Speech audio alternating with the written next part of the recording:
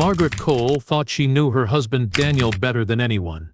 But when she discovered him in bed with Claire Dawson, young, pregnant, and full of secrets, the quiet suburban life shattered in the bloodiest way possible. What drove a devoted wife to kill not just her husband, but also his lover and the unborn child they shared? This is the chilling story that shocked an entire community. Margaret Cole's life looked steady from the outside, almost enviable to anyone watching. She lived in a neat suburban neighborhood in Ohio, in a two-story house with a freshly painted fence, trimmed lawns, and a porch swing that swayed with the wind. Neighbors often waved at her as she watered the roses in her front yard or carried in groceries from her car. She was known for her quiet charm, her polite smile, and her long marriage to Daniel Cole.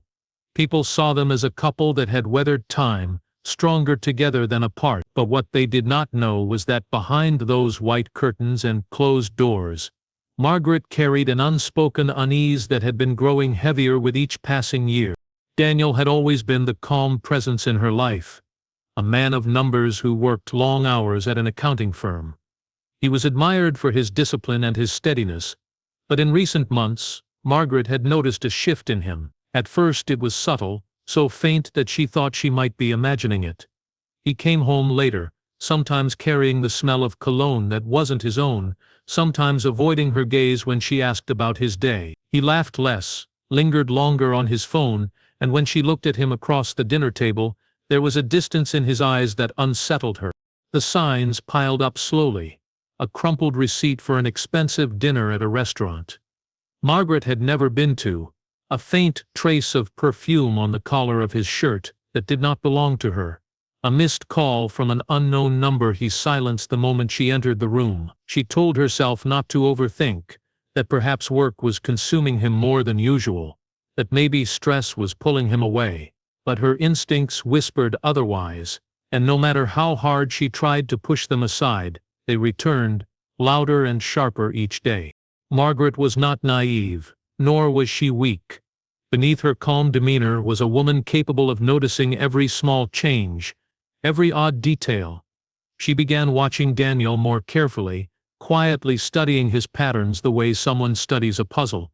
Where did he go when he left late at night? Why did his phone always remain face down on the table? Why did he sometimes disappear into another room to take calls in hushed tones? It was no longer just suspicion, it was certainty, and with that certainty came a chilling calmness she hadn't felt before.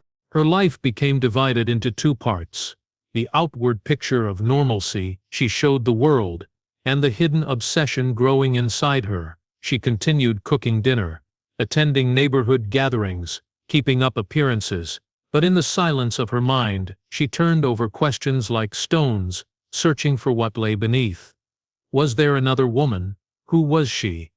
Why had Daniel chosen to betray 15 years of trust and companionship?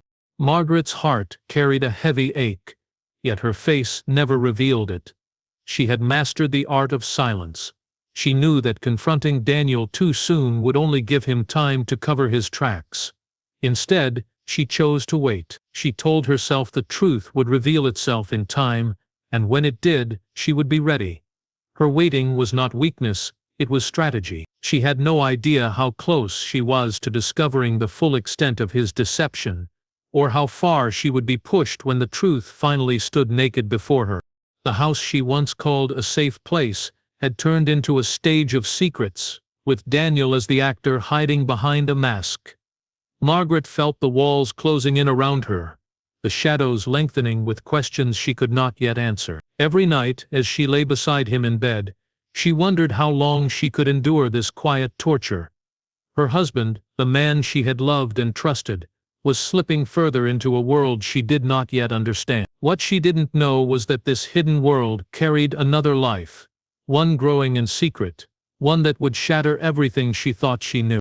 Margaret's breaking point arrived one cold evening, when Daniel announced yet another late-night meeting at the office. She nodded quietly, hiding the suspicion swirling inside her. She watched him adjust his tie, check his reflection in the mirror, and walk out the door with the same rehearsed calmness he had displayed for weeks. The sound of his car fading down the street echoed like a warning bell. Margaret stood at the window, her breath fogging the glass, her eyes fixed on the empty road. This time she decided she would not let him slip into the night without knowing where he went. She grabbed her coat, slipped on her shoes, and left the house only minutes after him. Her heart pounded as she slid behind the wheel of her car, her hands trembling slightly on the steering wheel. She drove slowly, careful to maintain her distance, the headlights dimmed to avoid notice. The chase was quiet, but her thoughts screamed inside her mind. Where was he going? Who was he meeting? For how long had this been happening right under her nose? The streets grew quieter as she followed him out of the busier part of town. Soon he turned into a residential neighborhood she didn't recognize. The homes were smaller, more modest than their own, but warmly lit with the glow of families settling in for the night. Margaret pulled to the side, her breath shallow, her pulse racing. Daniel parked in front of a small rental house with pale blue shutters and a worn picket fence. She watched him step out, straightening his jacket before walking to the front door. That was when Margaret saw her. A young woman, barely in her mid-20s, opened the door with a smile that lit up her entire face. She rushed into Daniel's arms, embracing him as though he were her world. The moment stretched painfully, every second driving a deeper knife into Margaret's chest. Her worst fears had materialized before her eyes. It wasn't suspicion anymore. It was truth. And standing in the soft glow of that porch light, she saw more than just betrayal. She saw the unmistakable curve of the young woman's stomach, swollen with pregnancy. Margaret's breath caught, her vision blurring as rage and shock collided inside her. She had not just lost her husband's loyalty, she had lost his future to someone else. The idea of him fathering another child while she lay beside him in silence every night was unbearable. She stayed frozen in her car, gripping the steering wheel until her knuckles turned white. She could not move, could not scream, could not tear her eyes away from the image of her husband slipping into another life that was never meant to exist. She sat there for nearly an hour, watching as the lights inside flickered, as shadows moved across curtains. Every small movement reminded her of the lies Daniel carried home each day. Her hands trembled, but her mind sharpened. For the first time, her suspicions had weight, her doubts had form. She now knew her enemy, the woman who had taken everything she held dear. But Margaret did not storm into the house. She did not confront Daniel when he returned home later that night, carrying the faint scent of perfume that now had a name, a face, and a life growing inside her. Instead, she stayed silent. She smiled when he kissed her cheek goodnight, even though her insides burned with fury. Silence became her greatest weapon, sharper than any words she could throw at him.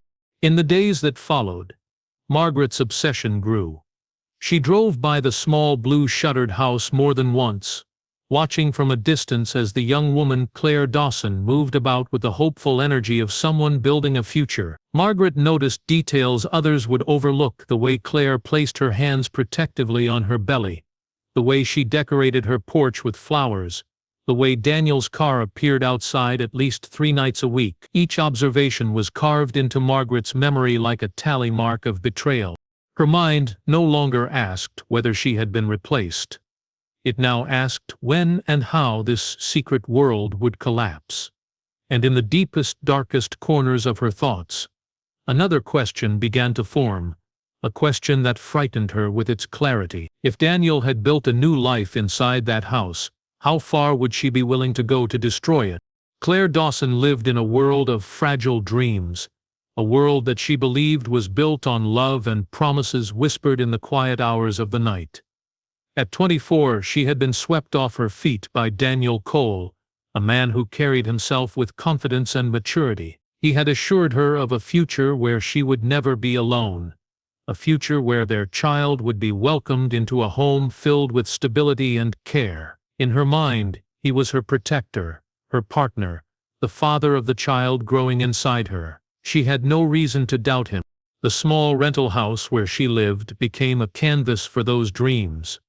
She spent her days arranging baby clothes in drawers, folding them with care, as though each piece carried the weight of her hopes. A crib stood in the corner of her bedroom, waiting for the child who would arrive in a few months. Neighbors often saw her on the porch, humming softly as she watered the flowers, unaware of the storm gathering just outside her life. Claire believed every promise Daniel made, and each visit from him only deepened her certainty that their future together was secure. But Daniel lived in two worlds that were pulling him apart. To Claire, he was tender and devoted, promising that he would one day leave his wife, Margaret, and devote himself fully to their child. To Margaret, he wore the mask of a loyal husband, returning home with explanations rehearsed so well they almost sounded true. He had grown skilled at moving between lies, telling each woman what she needed to hear, convincing himself that he could manage the balance. Yet cracks were forming, cracks that neither woman could ignore forever. Margaret, from her position in the shadows, had turned into an observer of this hidden life. She drove through Claire's neighborhood at odd hours, parking where she could see without being seen. Sometimes she watched the soft glow of the nursery lamp through the curtains, imagining the betrayal being nurtured within those walls. Other times she studied the routine, Daniel arriving late, leaving early, always careful to cover his tracks. Margaret's anger no longer roared loudly in her chest. It became something sharper, something colder. She was no longer reacting to pain, she was planning around it. The obsession consumed her. Every detail she uncovered fed into a larger picture that tormented her. Claire's youth, her innocence, the life growing inside her. It all felt like an insult Margaret could not bear. She thought about the years she had given Daniel, the sacrifices she had made for their marriage, the moments she had silenced her own needs in the name of loyalty, and now, all of it had been discarded for a woman who had given him what Margaret never had. Claire, unaware of the eyes watching her, continued building her life around Daniel. She trusted his words when he told her to be patient, that soon he would untangle himself from Margaret and come to her fully. She believed in him so completely that she never questioned the dangers lurking in the silence of a betrayed wife. She never looked over her shoulder when she walked down the street, never thought twice about the unfamiliar car that sometimes idled near her home. To her, Margaret was just a name Daniel rarely mentioned, a shadow she thought belonged to the past. But Margaret was not a shadow anymore. She was becoming something else, something determined, something dangerous. Each night she lay awake beside Daniel, staring at the ceiling. Her thoughts burned darker. She no longer imagined confronting him with tears or begging for an explanation. She imagined ending the betrayal altogether, cutting it off at its root, making sure that neither Daniel nor Claire could continue in a life that had stolen everything from her. The seed of violence had been planted, watered by betrayal, nourished by silence. And as days passed, it grew stronger. Margaret was no longer asking herself whether she could destroy what Daniel had built with Claire. The only question left in her mind was when she would do it. The night Margaret chose to act arrived without warning, yet in her heart she had been preparing for it for weeks. The sky was heavy with clouds, the kind that muted the stars and drowned the streets in shadows. Daniel left the house after dinner, his excuse rehearsed so smoothly that Margaret almost admired the ease with which he lied. She nodded as though she believed him, watching silently as he straightened his tie, slipped on his jacket, and walked out the door with his phone clutched tightly in his hand. His car pulled away, the red glow of the taillights shrinking into the distance until the neighborhood fell still again. Margaret didn't follow him immediately. She sat for a while in the quiet living room, the clock ticking loudly on the wall, each second stretching longer than the last. Her hands rested in her lap, steady despite the storm brewing inside her. When she finally stood, her movements were precise. She retrieved the knife she had hidden days ago in the back of her closet, wrapping it carefully in a scarf before slipping it into her coat pocket. There was no hesitation in her steps, no uncertainty in her breathing. She locked the door behind her and drove into the night. The roads were nearly empty, the silence broken only by the hum of her car engine. She knew exactly where Daniel was headed. Claire's small rental house with the pale blue shutters. Margaret's eyes remained fixed on the road, but her mind painted vivid pictures of what she would soon find. She imagined Daniel's body tangled with Claire's, the image of betrayal carved so deeply into her thoughts that it felt like she had already seen it countless times before. When she reached the neighborhood, she parked a few houses away, cloaked in darkness. She sat there for several minutes, watching the house with an intensity that made her chest ache. The lights glowed warmly through the curtains, a false picture of comfort that only fueled her rage. Daniel's car was already in the driveway, proof that he had stepped directly into the arms of the woman carrying his child. Margaret finally stepped out of her car, the air sharp and cold against her skin. She walked slowly, deliberately, her shoes barely making a sound on the pavement. The back of the house was easy to reach. The gate creaked softly as she pushed it open. She tested the rear door and found it unlocked, a careless detail that seemed to welcome her inside. The house smelled faintly of lavender and baby powder, scents that struck her like cruel reminders of what Daniel had chosen to build with Claire. The silence pressed against her ears as she moved down the narrow hallway, the knife still hidden in her pocket. Her breathing was shallow, her steps measured, as though she had rehearsed this moment 100 times in her mind. When she reached the bedroom door, she paused. A thin sliver of light cut through the crack in the frame. Her hand trembled for the first time as she pressed against the door, easing it open just enough to see inside. What she saw was exactly what she had imagined, yet far more painful. Daniel lay in bed, his arm draped protectively around Claire. The young woman's swollen belly rose and fell with the rhythm of sleep. Her face softened in peace. Daniel's face was turned toward her, his expression calm, almost tender. Margaret stood frozen in the doorway, her chest tight with a mixture of grief, fury, and something darker that even she could not fully name. In that moment, years of marriage flashed through her mind. The sacrifices, the lies, the slow erosion of trust. She thought of the neighbors who admired their marriage, the dinners she had cooked alone, the nights she had waited while he was in another woman's arms. And now, in this quiet room, the truth was finally stripped bare before her. Her grip tightened around the knife in her pocket. The sound of her heartbeat filled her ears, drowning out everything else. The calm she had carried all evening began to shift into something colder, something that felt inevitable. She stepped further into the room, her shadow stretching across the floor, inching toward the bed where Betrayal lay sleeping. The air seemed to thicken, as if the house itself held its breath. Margaret's movements were silent, almost ghost-like, but her intent carried the weight of finality. She approached the bed with a steady rhythm, each step drawing her closer to the moment she had been replaying in her mind since the night she first discovered the truth. The betrayal was no longer a secret hidden in shadows. It was here, alive, breathing in front of her. And Margaret, standing in the dim light with the knife concealed in her hand, knew there would be no turning back once the silence of the room was broken. Margaret stood over the bed, her breath uneven, her chest rising and falling as though the weight of every betrayal pressed against her lungs. Daniel slept soundly, unaware of the storm looming inches away from him. Claire stirred faintly, shifting in her sleep, her hand resting gently on her swollen belly. The innocence of her movements almost made the moment surreal, but to Margaret it was a cruel mockery. The child growing inside Claire represented the future Daniel had chosen without her, a future that left Margaret discarded like something old and unwanted. Her fingers curled tightly around the handle of the knife. The fabric of the scarf slipped slightly as she unwrapped it, revealing the steel that gleamed faintly under the dim glow of the bedside lamp.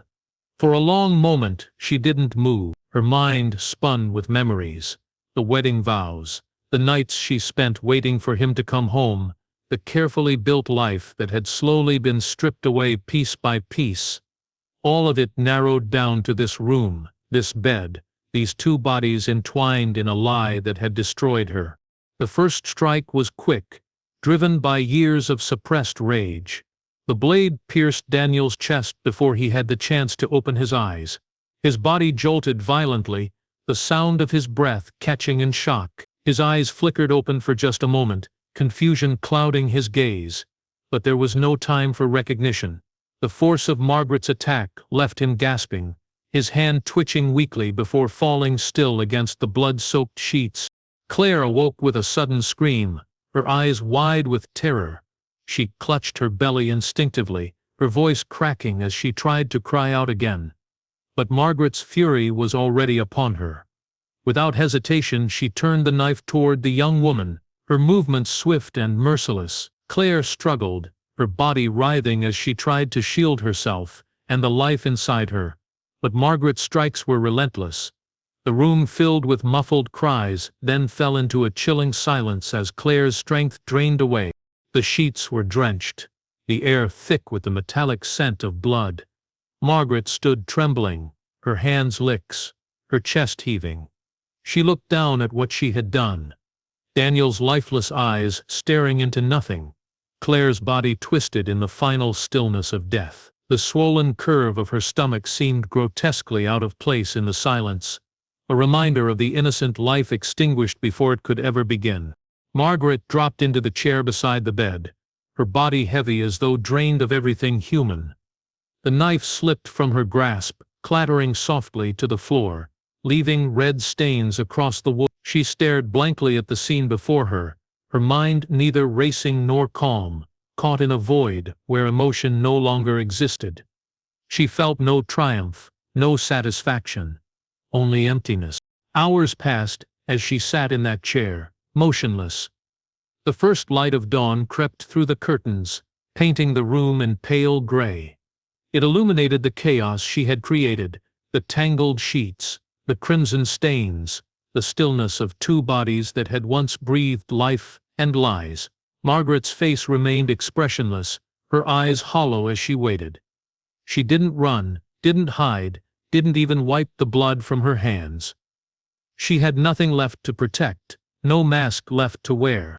The silence of the house grew unbearable, yet she remained. Every creak of the walls, every gust of wind outside felt like a reminder of what she had done. Neighbors stirred in their homes, unaware of the horror sitting behind the blue shutters only a few feet away. For Margaret, the waiting became part of the punishment. She knew discovery would come. She knew this night would mark her name forever. When she finally closed her eyes, it wasn't sleep that took her. It was a strange stillness, a numbness that sank deep into her bones. She had destroyed the betrayal, cut it out at its root, but in doing so, she had destroyed herself. There was no going back, no undoing the blood that stained her hands, no escaping the truth that she had become the very monster she once feared. The first signs of discovery came with the morning sun.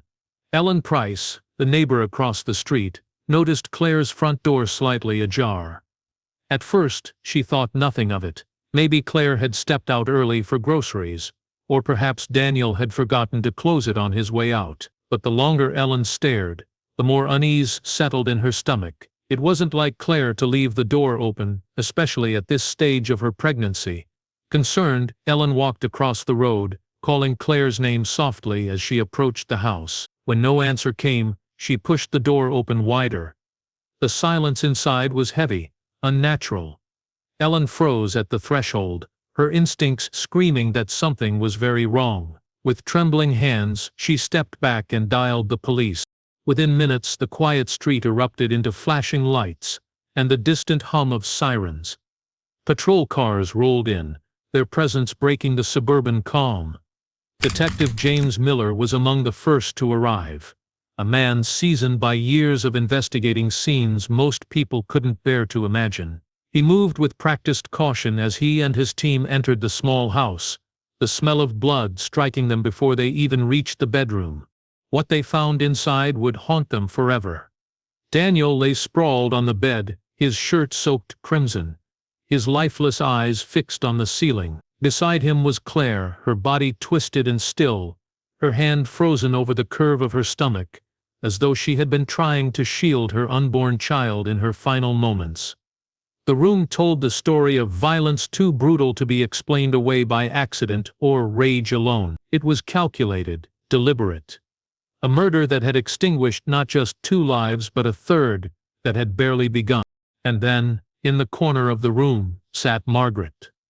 Calm, quiet, her blood-stained hands resting in her lap. She did not rise when the officers entered, nor did she speak when they surrounded her. She simply stared at the bodies on the bed as though she were still trying to process what she had done. Her expression was empty, drained of all emotion, as though she had already left the world behind. When Detective Miller asked her to stand, she complied without resistance, her movements slow and deliberate. It was as if she had been waiting for this exact moment. News of the murders spread quickly, gripping the community in shock and horror.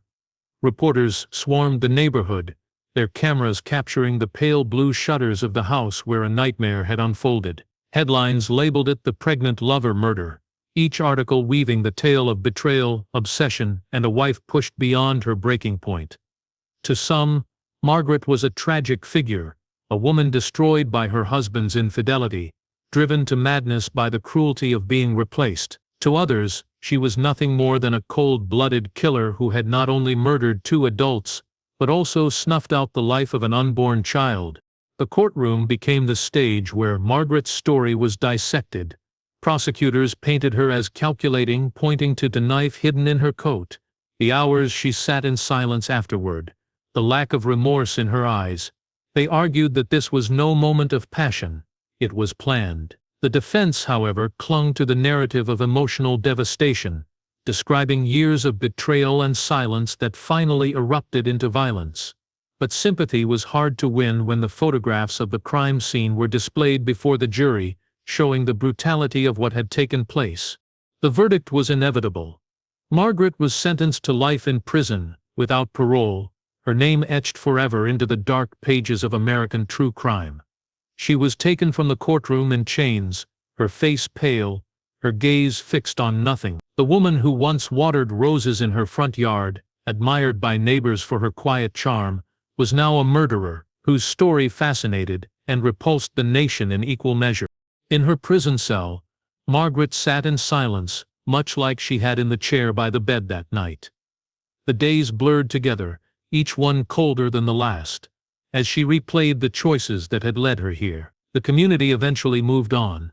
The house with the pale blue shutters was sold, and the grass in front of it grew long with neglect. But the memory of that night lingered in whispers, in late-night conversations, in the uneasy way neighbors looked at each other when the subject arose. The tragedy was complete. A marriage destroyed, a young woman and her unborn child erased, and a wife transformed into a killer by the unbearable weight of betrayal. The silence of that bedroom would echo far beyond its walls, a reminder of how love, when twisted by lies and obsession, could turn into something unrecognizable, something lethal.